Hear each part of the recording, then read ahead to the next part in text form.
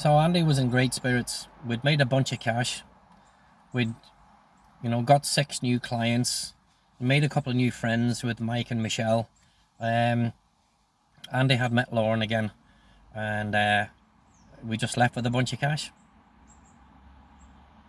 And it was a great few days. It was an absolutely phenomenal few days. The island was beautiful. Um, of course, the drive from Flats Village wasn't very far to the causeway, and then over the causeway, and then up to the airport. And before we knew it, we did the walk around the aircraft, did the safety checks. I jumped into the back and tied Kitty down that her little cage wouldn't rattle around the place, and gave her a couple of little quick pets and stuff, and she just kind of lay there, and that was it. We both got in, strapped in, headgear on. Andy contacted the tower, and he took off. So I didn't want to fly that morning. I was a little tired, so Andy took off. And before we knew it, we were airborne, flying over the island, and on the way back to Miami. And it was an absolutely beautiful day, a stunning day. Not a cloud in the sky, no wind, no headwind, nothing. Just absolutely beautiful, perfect. And that was it.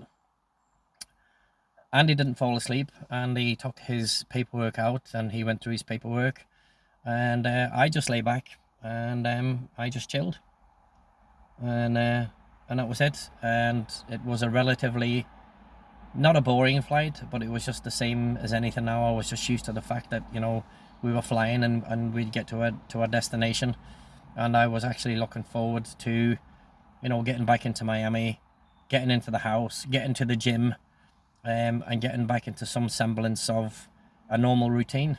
Getting to the swimming pool, going down to the Keys, picking Scooby up, going to the range, going to the cinema. I was looking forward to going to the cinema. Just going for a walk around the mall, going to Kenny Rogers Roasters. All the things that I did that had started to bore me, and that I'd kind of started to take for granted, I was actually missing, because island life is island life, and we were down, in Bermuda to be tourists. We were down there working, and even though I had only gone to one dive shop, dealt with that fucking dickhead Mark.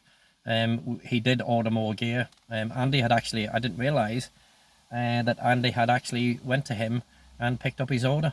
So, and I'd forgotten all about it, to be honest. And I fucking says to Andy in the plane, I said, "Oh fuck, we forgot to go to that guy Mark and get his order." And Andy just kind of smiled and waved the paper. So Andy had already done that, and which was good, which was really, really good. Andy was on top of things. Andy didn't see the guy Mark. Mark had left it with one of the other dive shop workers, and that was it. Andy picked it up, said he'd be back in a couple of weeks, and that was it. So yeah, everything was happy.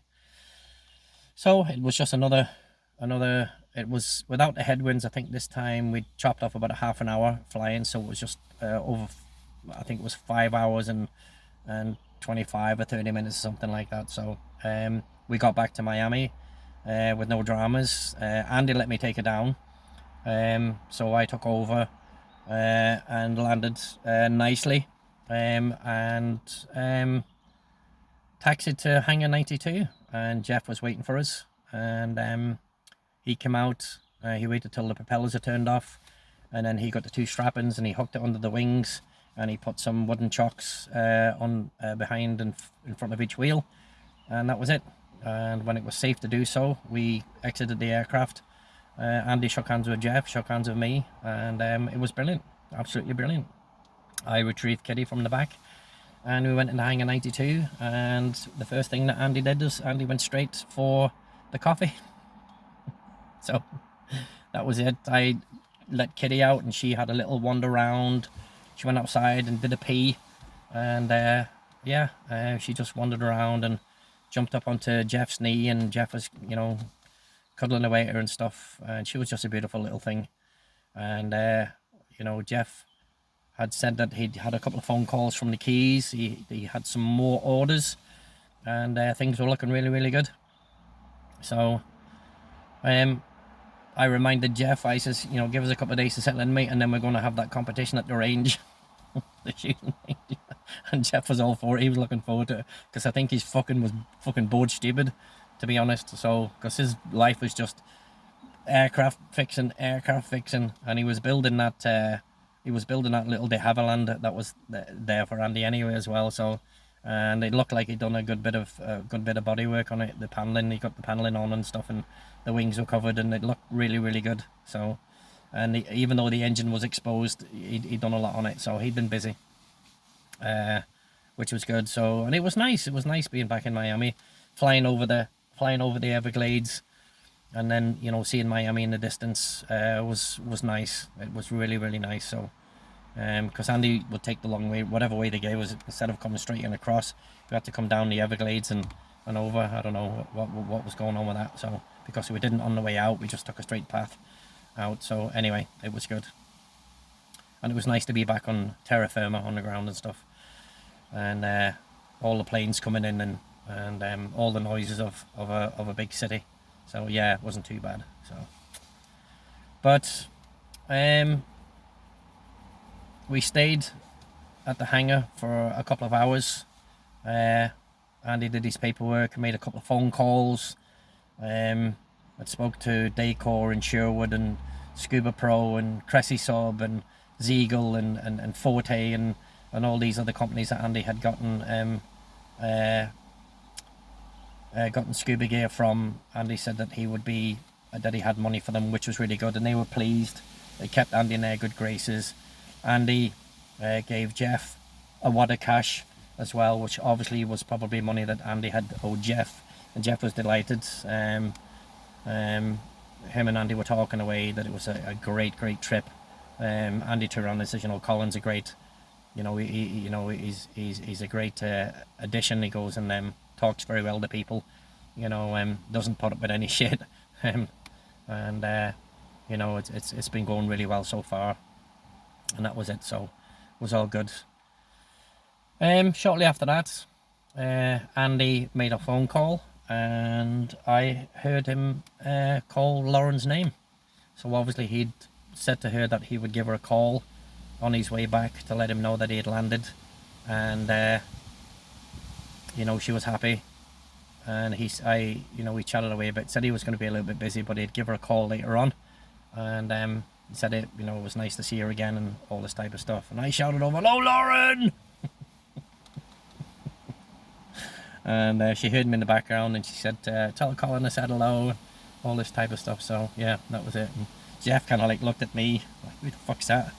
And I said, "I'll fill you in later on, mate." So it was all good. And yeah, we had another cup of coffee, and then we headed back home. We headed back to Andy's place, and we got in, and it just was a strange feeling going into that house, to be quite honest.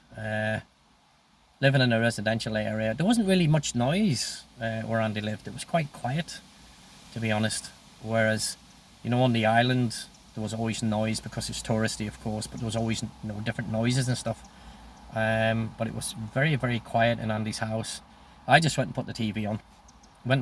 Straight away, just to get a bit of noise in the background. Went into the kitchen, did some coffee, grabbed a couple of bagels, threw some cheese on it, some Philadelphia cheese on it, and started eating because I was absolutely famished. Took Kitty out of the cage, let her run around on the floor, and put some little cat food down for her, and a little bit of milk, and she just went to town on it. She was obviously starving, the little thing, so she had a good feed. Bounced up onto the couch, did her little circle on the cushion, and just kind of lay herself down, and she just lay like she was watching TV. So Andy went upstairs, took a cup of coffee upstairs, and I'm saying I'm not being rude, Cole. He said, "I just have a little bit to do, and I'll catch up with you later." And I was like, "Yeah, mate, no problem at all. You know, fill your boots, go do what you need to do, and I'll catch you later on for sure, you know." So I told him, I says, "I'm probably just going to go to the mall," and he said, "Yeah." So we got home, and we left at, I think, 8:30, 9:15. So it was round about We got home, I think, about 5 in the evening altogether, something like that. After being down at after landing and then being down at the hangar for a couple of hours, so it was just after 5, and I just decided then that I would take a drive to the mall. I left Kitty this time because I just wanted a few minutes on my own, and she was okay. She was big enough, to have that little bit of time on her own. She wasn't missing, Tom anymore, I don't think. I don't know. It's kind of hard to know, but yeah, I should be okay.